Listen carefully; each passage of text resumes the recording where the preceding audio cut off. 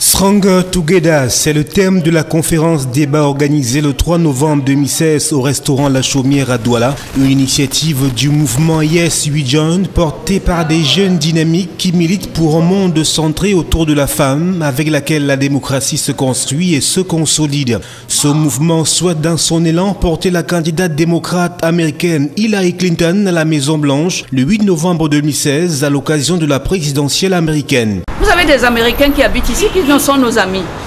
Nous faisons notre campagne ici auprès d'eux en leur disant, vous voilà, vous êtes contents d'être au Cameroun, en Afrique, voilà notre candidate. Non mais votez là. Et nous disons à nos enfants qui sont là-bas, qui américains aujourd'hui d'ailleurs, qui peuvent voter, vous là-bas, vous avez pu traverser. Maintenez le cap pour que nous envoyions d'autres membres de vos familles qu'ils aient les mêmes chances, les mêmes possibilités d'émigrer aux États-Unis. Au moment même où nous parlons, la loterie américaine est lancée. Tous ceux qui peuvent gagner à cette loterie partent en Amérique et s'y installent. Si c'est Trump qui fait ça, qui est élu, nous sommes finis. Nous voulons que ça continue. Sur les motivations de ce mouvement, Yes We Join Hillary Clinton, la diversité est frappante.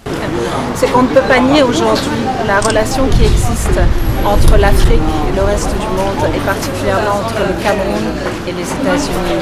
Nous avons eu le privilège de recevoir plusieurs ambassadeurs qui ont eu des places prépondérantes et qui sont intervenus d'une manière particulièrement marquante dans la politique du Cameroun. Mais au-delà de ça, je suis avocate. Hillary Clinton est avocate, je suis féministe. Hillary Clinton est féministe, elle est très engagée dans la cause des enfants. Les programmes de la candidate démocrate Hillary Clinton sur la santé avec le soutien d'Obamacare ainsi que dans l'éducation, la famille et l'immigration séduisent ces fins qui entrevoient déjà le bureau ovale de la Maison-Blanche le 8 novembre 2016. Est-ce qu'on peut sourire? La gendarmerie. C'est l'accident de train des Écarts et la rupture de la bus de Maniaï qui a servi de prétexte à la conférence de presse donnée le 3 novembre 2016 à Douala par l'honorable Jean-Jacques Ekindi. Il s'est agi pour le coordonnateur du mouvement progressiste MP de saisir l'occasion pour dire toute sa compassion et sa sympathie à l'endroit des victimes et transmettre ses condoléances aux familles si durement éprouvées. C'est donc un appel au recueillement qu'a lancé l'honorable Jean-Jacques Ekindi. Il a fallu que les choses soient ainsi faites. Je crois savoir qu'à Kribi, le préfet a convié les populations à la mairie pour se recueillir. C'est une bonne initiative, mais elle aurait gagné à être beaucoup plus vaste. Le coordonnateur du mouvement progressiste appelle la communauté nationale dans de telles circonstances où la solidarité qui unit les Camerounais est mise à rude épreuve à éviter de chercher tout à la fois les coupables et les victimes expiatoires. Pour Jean-Jacques Ekindi, seules les paroles de compassion doivent sortir des cœurs et des bouches meurtries. Au sujet de la commission d'enquête mise sur pied au lendemain du déraillement du train Camrail 152, Jean-Jacques Ekindi pense que cela s'inscrit dans l'ordre des choses et qu'on doit aller plus loin. La commission d'enquête est une initiative du président de la République. Il a choisi les gens qu'il croit en mesure de lui apporter les informations nécessaires afin qu'ils prennent les décisions, non seulement par rapport à l'accident qui s'est passé, mais également par rapport à des situations d'accident à venir. Moi, je ne commente pas plus. Par contre, j'estime qu'il y a des commissions d'enquête absolument indispensables. Il y a l'ouverture d'une information judiciaire par le procureur, assister les auxiliaires de justice que sont les gendarmes et les policiers. Il faut qu'ils la fassent. Ensuite, il y a l'enquête de Camrail.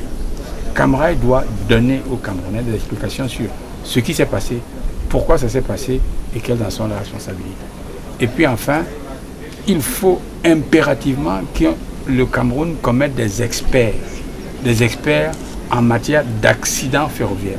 La question des mémorandas n'a pas échappé aux échanges, un phénomène qui traduit, selon l'honorable, le fait qu'aucun département n'est content de son sort. Il ne s'agira pas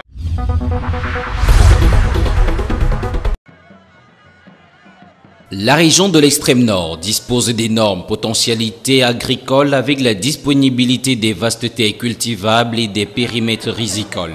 Un atout pour les jeunes de cette partie du pays, priés de s'investir dans l'agriculture pour que chacun trouve son compte.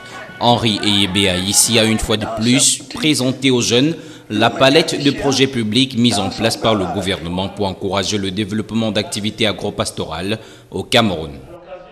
Au titre de la campagne de communication de proximité que nous avons choisi de lancer, je l'avais dit à l'occasion de la rencontre nationale à Yaoundé, rencontre de sensibilisation et d'information des jeunes sur les possibilités offertes dans le domaine de l'agriculture, il était envisagé, il était annoncé que nous ferions des descentes dans les régions au niveau des départements.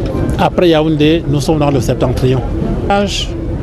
Du chef de l'État pour expliciter ces messages par lesquels il a invité la jeunesse, les jeunes à faire montre d'audace, à s'engager dans le travail de la terre.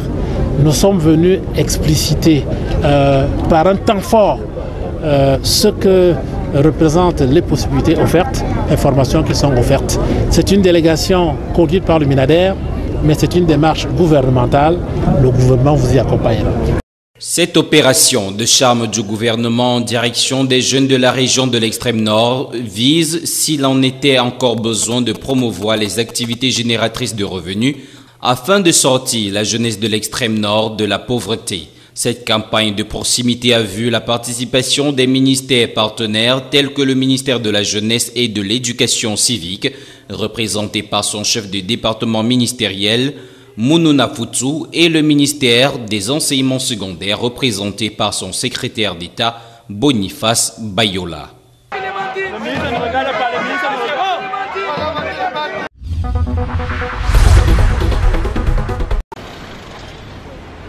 Ce 7 novembre était jour d'ouverture du village du festival au musée national à Yaoundé. Après donc une longue période de dormance, voilà le FENAC, événement institué par le décret présidentiel du 8 avril 1991 qui renaît de ses cendres après Maroua en 2008. Le rendez-vous de la capitale camerounaise est placé sous le thème Culture et émergence et sous le très haut patronage du président de la République Paul Biya. Au musée national, tout est pratiquement fin prêt pour la fête des arts et de la culture. Les stands sont dressés et les choses se mettent en place pour attendre l'ouverture officielle par le premier ministre chef du gouvernement Philémon Yang. Une attente impatiemment consommée par ces quelques festivaliers rencontrés sur le site. Je suis Rose Bongo, je suis artiste artisane et je suis de la région du centre. Tout doucement, mais je crois que d'ici demain, tout sera fin prêt et puis vous allez voir des choses assez particulières. Des objets en calebasse, des accessoires en tissu, décoration intérieure, vêtements et puis africains. Comme là, vous voyez, ça c'est ma nouvelle création, une lampe en calebasse. En fait, l'arbre de calebasse. Je suppose que vous n'avez pas encore vu l'arbre qui produit les calebasses, mais c'est un abat-jour. On n'a malheureusement pas de lumière déjà. Vous voyez. Pour le moins, il est question pendant les 7 jours à venir de développer la promotion et la diffusion de la culture camerounaise, de redynamiser la coopération culturelle internationale, de préserver les langues nationales et promouvoir le bilinguisme et d'ouvrir aux créateurs camerounais une plateforme ouvrant l'accès au marché national et international des arts et des spectacles. Plusieurs activités sont au programme. Un cocktail qui sera animé par des artistes de renom d'ici et d'ailleurs. En marge des activités artistiques et culturelles, il est programmé un ensemble de manifestations spécifiques qui seront organisées dans le cadre de la Coupe d'Afrique des Nations de football féminin qui se déroulera au Cameroun du 19 novembre au 3 décembre 2016 à Limbé et Yaoundé.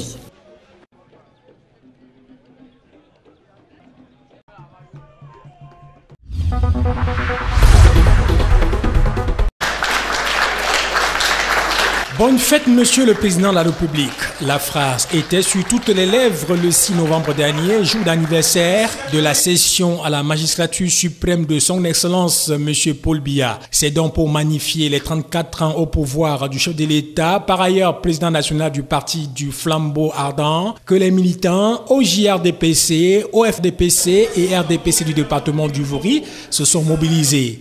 À Douala 1er, les activités de cet anniversaire ont débuté par une marche sportive avec un brassard noir pour marquer leur compassion aux décédés du déraillement du train à Ezeka le 21 octobre dernier.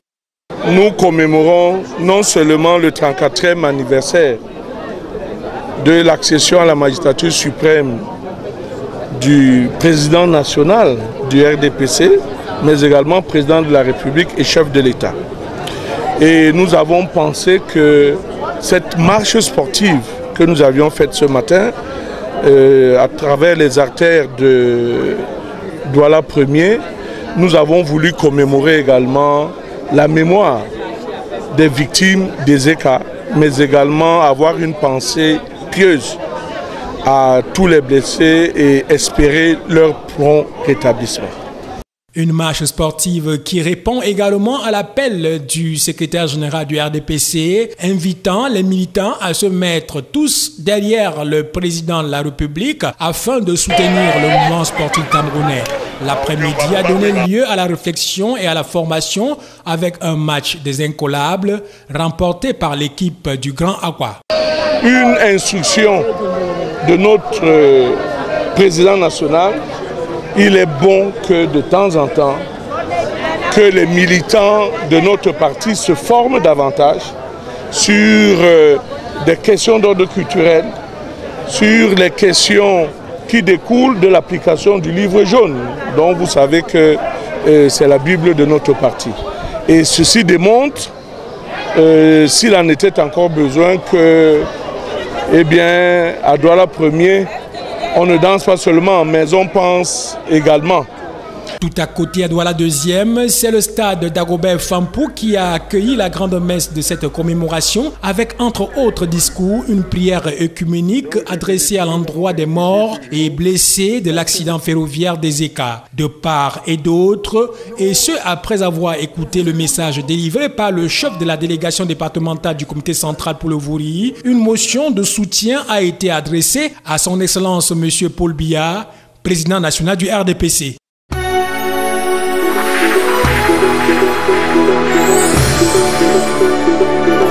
Thank you.